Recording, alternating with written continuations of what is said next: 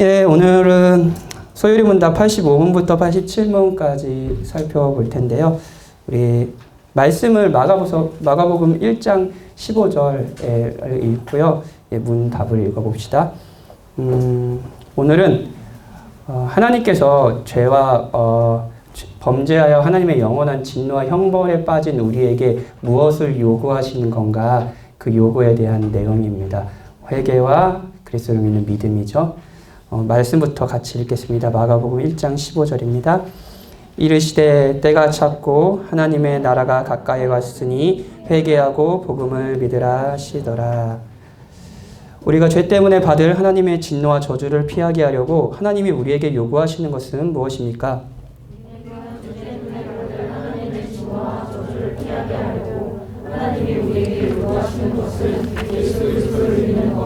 생명에 이르는 회개와 그리스도와 쓰는 모든 외적 수단을 부지런히 사용하는 것입니다. 예수 그리스도를 믿는 믿음이란 무엇입니까? 이로써 우리는 구원을 위해 복음이 전해주는 대로 예수 그리스도를 받아들이고 영접하는 것입니다. 생명에 이르는 회개란 무엇입니까? 구원의 은혜인데 이로써 죄인이 자기 죄를 바르게 깨닫고 그리스도 안에 있는 하나님의 자비를 알아 자기 죄에 대해 슬퍼하고 미워하며 죄에서 하나님께 돌이켜 굳센 결심과 노력으로 새롭게 순종하는 것입니다.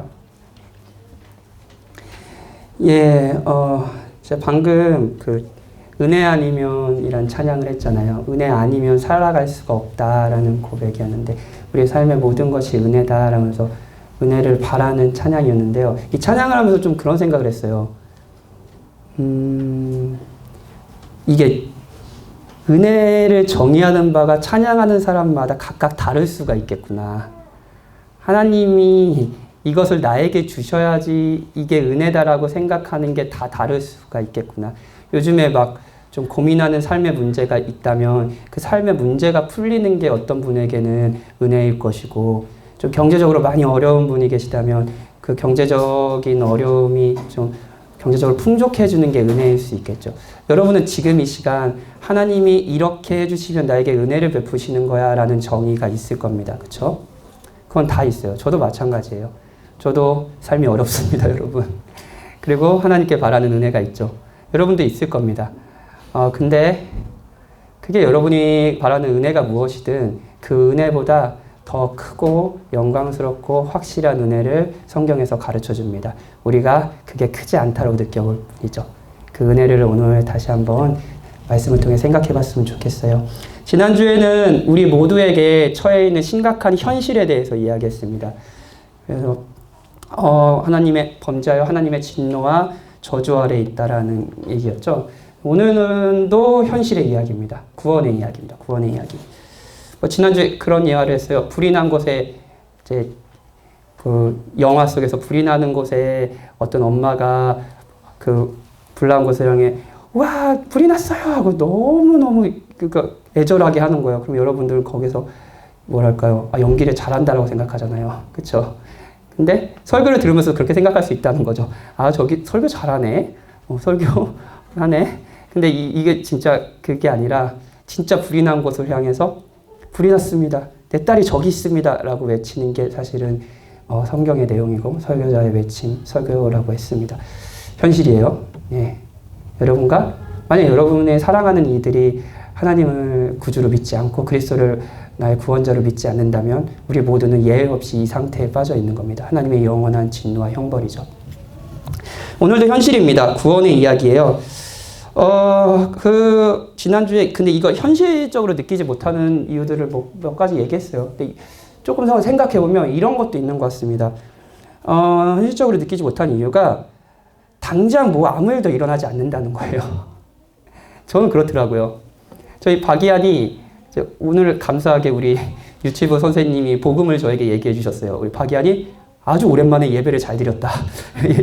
예, 복음을 얘기해 줘서 선생님 덕분입니다. 은혜 아니면 살 수가 없습니다. 이렇게 했는데, 예, 박이한이 예배를 안 드렸어요. 아직 회심을 안 했죠. 그런데도 내일 당장 무슨 일이 일어나는 건 아닙니다. 박이한은 내일 유치원에 갈 거고요. 신이 나게 놀 거고요. 예, 박예는 여전히 말을 안 들을 거고요. 저는 그거에 스트레스를 받겠죠. 예, 당장 아무 일도 안 일어나는 거예요. 그러니까 이제 사실 뭐 형벌과 영원한 심판 뭐 이런 게 현실적으로 느껴지지 않겠죠. 평범한 일상이 우리에게 반복되니까요. 아이는 크고요. 사고는 없고요. 잘 자라고 있습니다. 가족들도요. 그리고 부부관계도 그렇게 큰 문제가 없습니다. 직장생활 잘하고요. 남편은 불신자지만 그렇다고 해서 나를 안 사랑해 주는 건 아닙니다. 그 사랑에 만족하기도 해요. 신앙만 있으면 참 좋겠는데 그게 아직은 없어요. 근데 그렇다고 뭐 삶이 불편한 건 아닙니다. 죄, 하나님의 진노, 오케이, 그건 맞아. 그런데 삶이 평탄해요.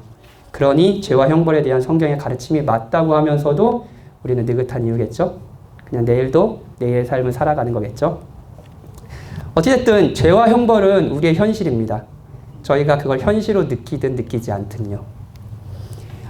그리고 죄와 형벌이 현실이라고 느끼지 못하면 구원의 이야기도 사실 현실이라고 느낄 수가 없습니다. 구원은 결국 죄의 상태에 빠져있는, 그 죄와 형벌의 상태에 빠져있는 인류를 스스로 거기서 나올 수 없는 인류를 구해낸다는 소식이거든요. 그 상태에 빠져있다고 생각하지도 않는데, 그게 현실이라고 생각하지도 않는데, 십자가가 현실일 리가 있나요? 구원이 현실일 리가 있나요? 그쵸? 불이 난 곳에 아이가 있다고 소리치는 상황이 현실이 아니라고 얘기한다면, 지금 소방관이 바로 옆에 있고 그 소방관이 나와 내 가족을 구원해 줄 거라고 생각하며 찾지도 않겠죠. 예. 이게 죄와 그리스도에 대해서 우리가 생각하는 지점은 아닌지 한번 생각해 봤으면 좋겠습니다. 그리고 오늘도 여러분과 중요한 현실의 이야기를 우리 아이와 함께 같이 들어보도록 합시다. 예. 범죄하여 하나님의 진노 아래 있는 사람들에게 하나님께서 요구하시는 것이 무엇인지에 대한 성경의 가르침입니다. 85문이에요. 우리가 죄 때문에 받을 하나님의 진노할 저주를 피하게 하려고 하나님이 우리에게 요구하시는 것은 예수 그리스도를 믿는 것, 믿음이죠. 생명에 이르는 회개죠. 믿음과 회개를 합해서 많이들 이제 회심이라고 합니다. 그래서 너 회심했어? 막 이런 질문이 사실 그 그리스도를 마음의 구주로 믿고 회개를 했느냐라는 질문이에요. 예. 그리스도가 우리에게 구속의 유익을 전해주는 데 쓰는 모든 외적 수단, 이것을 이제 은혜의 방편이라고 합니다. 그래서 마지막에는 이 은혜의 방편 3가지를 살펴볼 거예요. 그게 뭐냐면요, 말씀, 성례, 기도예요. 예. 그러면 이제 소요리 문답이 마칩니다. 우리가 구원을 위해서, 우리를 구원하시기 위해서 하나님이 요구하시는 것은 무엇인가, 이 3가지들을 계속 살피는 게 이제 소요리 문답의 마지막이에요. 오늘은 회심, 그리스도를 믿고 돌이키는 회개에 대해서 살펴봅시다. 먼저 회개와 믿음이 이게 2가지잖아요. 그렇죠? 일반적으로 거듭난 그리스도인들이 하는 반응입니다. 회개하고 예수 그리스도를 믿는 거예요. 근데 이 요구에 공통된 특징이 있습니다. 이걸 살피고요. 특징을 살피고요. 그리고 회개가 무엇인지, 각각 무엇인지 이 정의를 살펴봅시다. 자, 여러분, 제가 여러분에게 요구를 한다고 해보세요. 제가 요즘에 성도님들한테 전화를 좀 하는 경우가 있어요. 그 조장으로 좀 섬겨주실 수 있을까요? 라든가 안나야 그 누구 좀 신방 좀 해줄 수 있을까? 라든지 뭐 이렇게 찬양팀이 없는데 지난주에도 찬양팀 모아놓고 이제 내가 찬양을 못할 것 같아. 성도들이 너무 고통받고 있는데 너희들이 해줄 수 있니? 막 이런 요구를 해요. 자.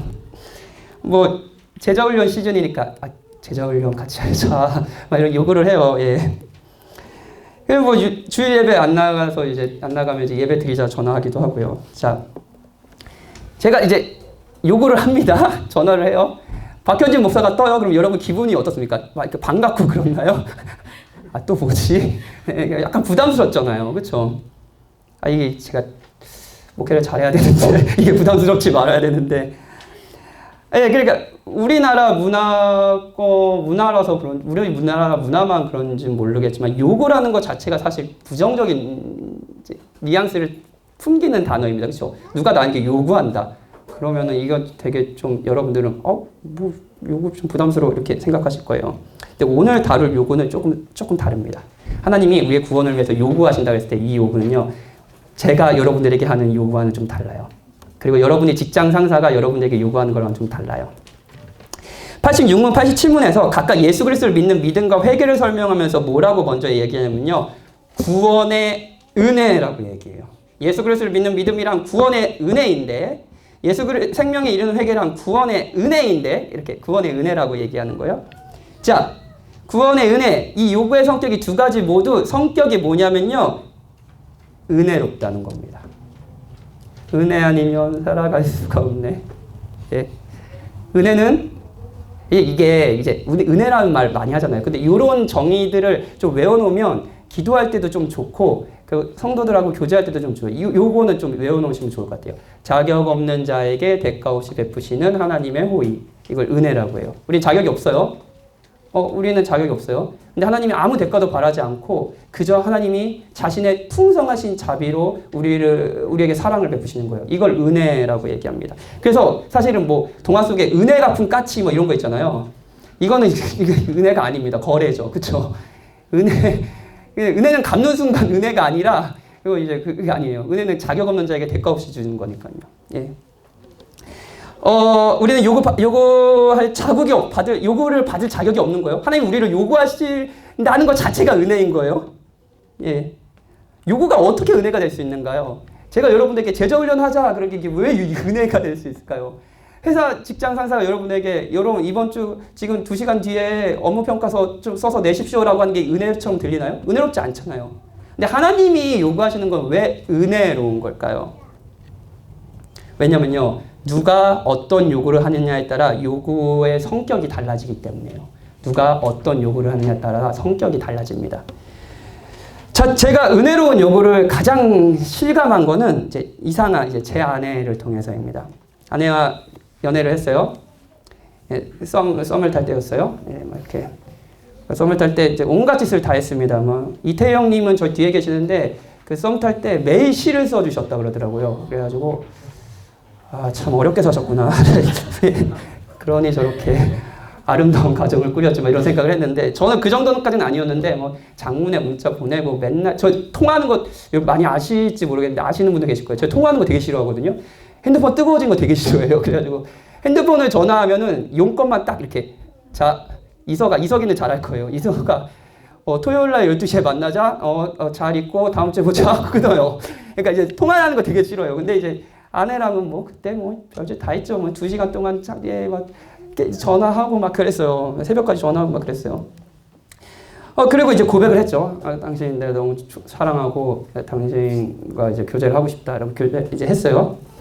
근데 이제 확답을 안 주더라고요. 네. 자매님들 어떤 마음인지 저한테 얘기해 주세요. 확답을 안 해줘요. 그리고 생각해보겠다고 말하는 거예요. 생각해보겠다. 근데 여자의 항상 마음은 그렇죠. 그리고 확답을 절대 안 해주고 생각해보고 연락해줄게 기다려 이렇게 얘기하는 거예요. 그리고 이제 애타는 시간을 보냈죠. 네, 일단 이거 핸드폰 내가 먼저 문자를 얘기해야 되는 건가 말아야 되는 건가 막 그랬어요. 핸드폰을 계속 옆에 두고 막 그렇게 했어요. 그리고 연락이 왔어요. 이렇게 연락이 했어요. 마음을 정했어요. 혹시 지금 안양으로 와줄 수 있어요? 이렇게 왔어요. 요구죠. 안양으로 와달래. 요구야. 자, 이 요구는 부장님이 사업계획서를 오후 6시까지 내주세요라는 요구와 성격이 다르지 않나요? 예. 아내가 저한테 와달라고 말했을 때 저는 왜 귀찮은데 시키냐 이렇게 생각하지 않았어요. 지가 우리 집으로 앞으로 오면 되지 이런 생각 안 했다고요. 회사에 지금 퇴근하기 2시간 전 금요일 날 지금 4시인데 업무평가서를 지금 내라고 하면 나한테 뭐 토요일까지 일하는 거야 뭐야 이런 생각하면서 막 그렇게 생각 들잖아요. 근데 아내가 그럴 때는 아무런 생각 안 했다고요. 택시를 타고 30분 만에 달려갔어요. 이상하게 남자친구로서 자격 없는 저를 아무 대가도 바라지 않고 남자친구로 삼아주는 호의를 베풀어 주었기 때문이겠죠? 그렇죠? 어떤 소방관이 불이 나면 119로 전화를 주세요. 그러면 언제든지 출동하겠습니다. 요구했어요. 그렇죠? 이것도 요구예요. 전화해 주세요라는 요구예요.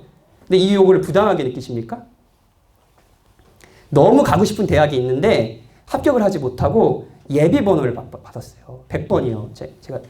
제가 그때 이제 지금 02학번이니까 20년 전인데 그때 내가 어땠지 어떤 마음이었지 막 이런 걸 생각해 봤어요. 근데 예비 번호 요즘에 있어요?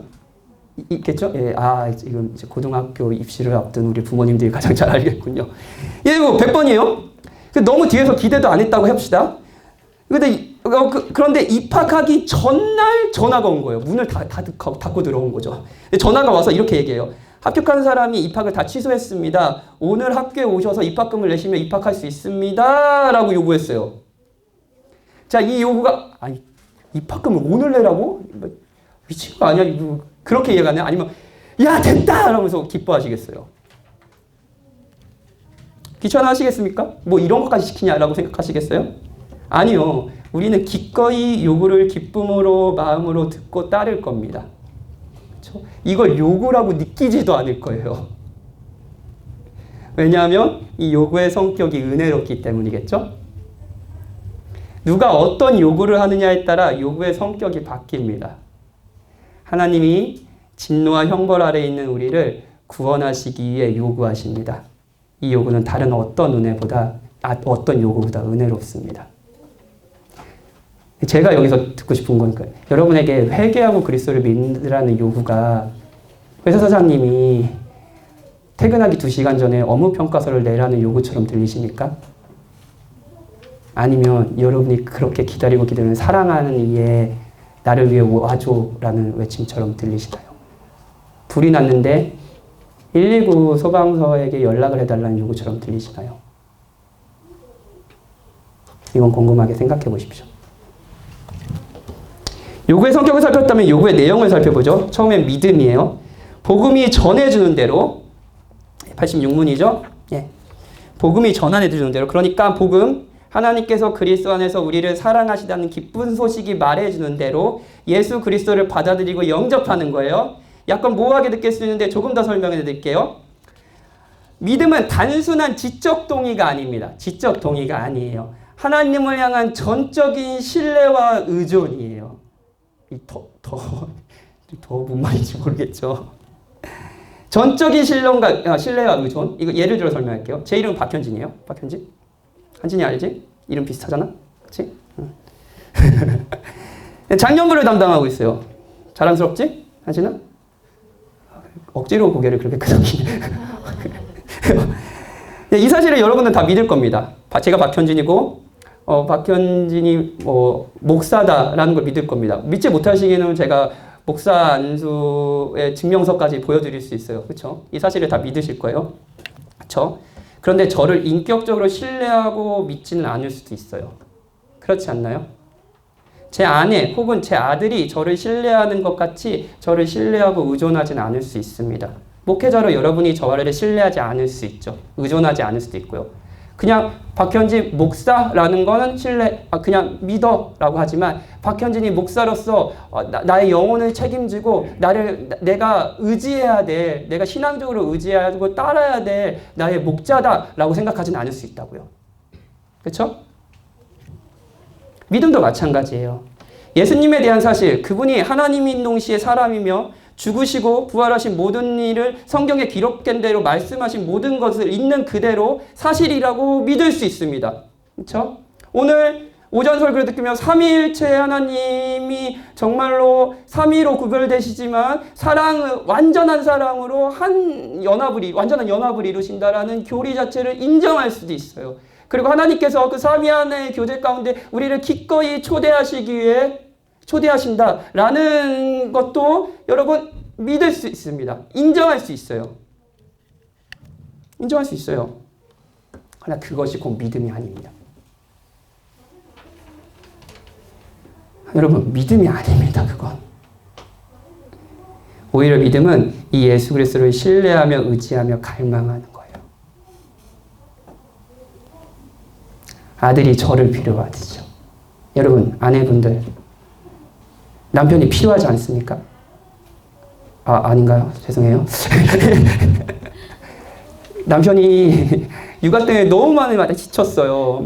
아이들은 진짜 아내 입장을 대변해서 얘기 드리는 거예요. 두 아들은 이제 막 난리를 펴요. 막 뛰어다니고 막 통제가 안 돼요. 남편은 제자 훈련한다고 집에 들어오지도 않아요. 근데 막 이렇게 해서 결국 재웠어요. 제가 근데 그때 막 그런 생각, 남편이 빨리 와줬으면 좋겠다. 남편이 필요하다. 나의 정서가, 이 아이들을 같이 돌볼 나의 동반자가 필요하다라는 생각, 정서적으로 뭐 그런 것들을 의존하지 않나요, 남편을요? 남편도 한편으로 아내를 그런 어떤 방식에서 의존하겠죠? 자, 질문. 예수님은요? 예수님이 그리스도시라는 게 그런 방식으로 여러분은 예수님을 정말 의존하시나요? 예수님을 정말 필요로 하시나요? 그게 믿음입니다. 앤서니 후쿠마는 자신의 책에서 이 믿음을 이해하는 것에 타고난 예를 들어요. 이게 이제 앤서니 후쿠마의 구원론, 개혁주의 구원론이라는 책에 나온 이야기이기도 하고, 이거 존 파이퍼 목사님이 아마 패션 집회에서 했던 예화인데요. 이게 되게 믿음에 대해서 탁월한, 아마 들어보셨을 거예요. 새가족반에도 나오는 예화여서요. 이거예요. 그 선교사가 이제 선교를 가면은 제일 먼저 하는 작업이 그 사람들이 성경을 이제 읽어야 되죠. 하나님의 말씀을 읽어야 되잖아요. 근데 성경이 없을 거 아니에요. 그럼 그들의 말로 성경을 번역하는 일을 제일 중요한 작업으로 여깁니다. 예, 이게 되게 중요한 작업이에요. 그래서 한 선교사가 그 원주민들의 이걸 막 이렇게 번역하고 있었어요. 근데 요한복음을 번역하고 있는데 믿음이라는 단어를 도대체 어떻게 번역해야 될지 생각이 나지 않는 거예요. 근데 그렇게 하고 있는데 자기 선교사에 어떤 그 원주민 한 명이 들어와가지고 의자에 그냥 편안한 의자에 털썩 앉으면서 이 의자에 내 온몸을 맡긴다라는 의미를 가진 단어를 탁 뱉은 거예요. 이 의자에 나를 팍 맡기는 거예요. 그냥 내 온몸을요. 그리고 선교사는 이것을 믿음이라고 말했습니다. 믿음은 의자에 온몸을 맡기시되 우리의 온몸과 우리의 온 마음을 그리스도께 의탁하고 맡기고 의존하는 것입니다. 여러분은 그런 존재가 있지 않나요? 그게 남편이든 그게 아내든 그리고 그걸 다 해주든 해주지 않든 여러분의 몸과 정신을 그냥 확 의탁하면서 평안을 누리고 싶어하는 어떤 존재요. 그것이 예수님이냐고요. 그것이 우리를 위해 죄를 위해 죽으시고 우리에게 부활하신 그리스도시냐고요. 이게 믿음입니다. 믿음은 단순한 지적 동의도 아니에요. 그리고 어떤 열심을 갖는다는 것도 아닙니다. 그분을 인격적으로 신뢰하고 의존한다는 거죠. 저는 이것을 이해하는데 엄마들이 저보다 더 확실하고 영광스러운 경험을 했다고 생각해요. 여기 신생아가 없네요. 예. 100일 된 선아가 있는데 아직 수유하죠? 수유하죠. 예.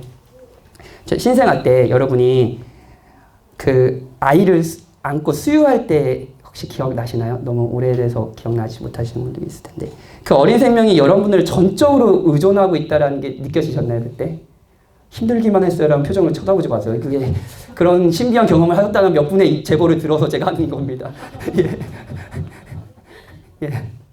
그 어린 생명이 자기를 의존하는 거예요. 저는 이제 엄마는 아니지만 제가 이한이가 하도 잠을 안 자가지고 항상 제 배 위에 이렇게 재웠거든요. 근데 그 배 위에 재는데 그 조그만 몸이 저를 그냥 힘이 빠져서 그랬겠죠. 근데 팍 기대는 거예요. 아무런 경계심 없이. 그래서 저한테 그냥 몸을 맡긴다는 느낌이 드는 거예요. 근데 그런 느낌은 아내한테서도 그렇고 어떤 존재에게서 느껴보지를 못했어요. 이 존재가 나를 확실히 의존하고 있구나. 네. 이게 믿음이에요. 믿음은 그런 겁니다. 그리고 믿음의 대상이 그리스도라는 것을 기억해야 돼요. 우리는 하나님을 믿음으로써 구원을 받는 게 아니에요. 하나님 믿는 거 좋죠. 하나님이 좋은 분이시고 하나님이 전능한 분이시고 능력이 있으신 분 그리고 우리에게 필요한 것을 주실 수 있는 맞죠? 이 모든 사실이 맞죠? 하나님 선하신 분도 맞고요. 그런데 이것을 믿어서 구원을 받는 게 아니에요. 이것을 믿음으로써 우리가 죄에서 용서받는 게 아니에요. 예수 그리스도를 믿는 겁니다. 그리스도가 우리의 주가 되셨다는 것, 그분이 우리와 연합하여 죽고 부활하셨다는 것, 그래서 우리에게 영원한 생명을 주셨다는 것을 믿는 거예요. 그리스도를요. 그 그리스도를 여러분의 구주로 의지하는 거예요. 두 번째 요구는요, 사실 믿음과 같이 일어나는 겁니다. 회개예요. 그리스도를 필요로 할 때, 그리스도를 전적으로 필요로 할 때, 내 전인을 다해서 그분에게 나의 모든 것을 의탁할 때, 우리는 반드시 우리가 잘못되었다는 것, 큰일이 일어났다는 것, 나에게 구원자가 필요하다는 절박이 생길 겁니다. 그래서 하나님께로 마음을 돌이키는 거예요. 예전의 삶을 버리는 거예요.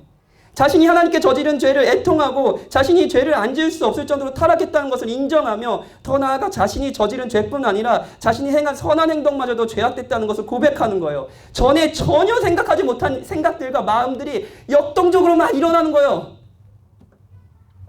그래서 하나님께 돌이켜서 그분을 전적으로 필요로 하는 거죠.